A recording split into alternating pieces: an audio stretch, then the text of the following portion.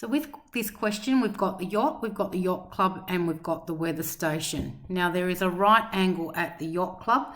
I'm going to use the letter C for the yacht club only because we've got Y for yacht. Use the letter Y for yacht, and then finishing off I'll use W for the weather station. So I've just highlighted to show you the 3 different points. So I know that the yacht club is the right angle is there. Now in terms of these distances, 2.3 kilometers from the yacht club. So the yacht is 2.3 kilometers from the club, and 4.6 kilometers. So the yacht is 4.6 kilometers from the weather station. So that is what our triangle looks like. Calculate the angle at the yacht between the yacht club and the weather station. So angle at the yacht, so here it is, this angle here, and if we call that theta, then we need to decide what trig ratio we need to use to calculate it. So from here you've got theta, which is adjacent over the hypotenuse, so we should be using cos. So cos theta is 2.3 on 4.6, and so theta then is the inverse cos of that particular ratio, and that's the inverse cos of a half, which is actually 60 degrees. But we'll confirm it so you can see how that works here. Excuse me. I certainly don't expect you to know that at this point.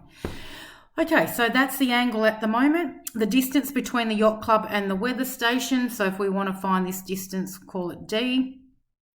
We can use Pythagoras, or we can use the fact that this angle is 60 degrees to find D and sine.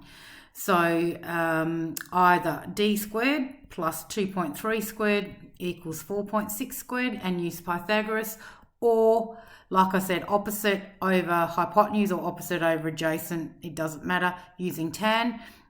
So I'm going to set this up as tan 60 degrees equals the opposite side D over the adjacent side 2.3. So D is 2.3 times tan 60. So had you used Pythagoras, you'd still get this same answer. 3.98 to 2 decimal places.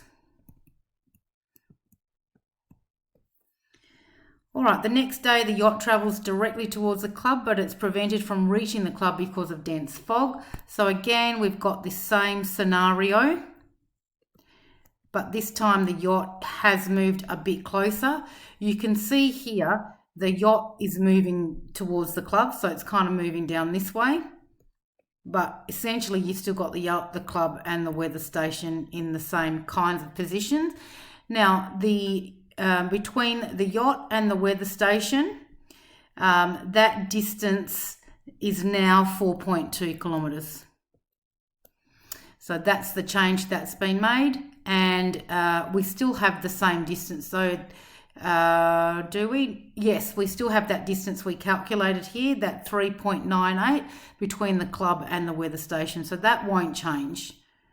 They are fixed. So it's the yacht that's moved. So if we go back to this diagram, I'm sorry for flicking back and forth, but just to look at those distances, what happens is that yacht has moved closer down, and so it's now a bit closer, but the actual club and the weather station hasn't moved. So that distance has changed because the yacht's moved and we've changed a distance and an angle. That's kind of how it's worked there.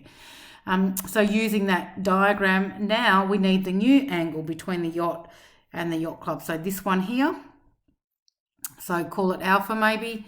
And if we have a look, we've got the opposite side and the hypotenuse, so we're using sine.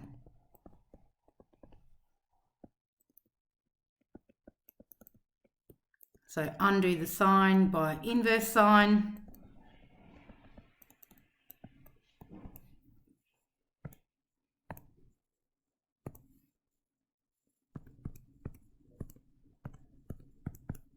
Ideally, that 3.98 should be a couple more decimals, but never mind. And we've got 71.37. Determine how far the yacht is now from the yacht club. So here we need this distance here. I don't know, maybe K. I seem to like K lately. So here, finding that distance you can either use Pythagoras, or we can use cos ratio, or even tan for that matter. So I'm going to go this time just to show you how Pythagoras works as well. Use Pythagoras.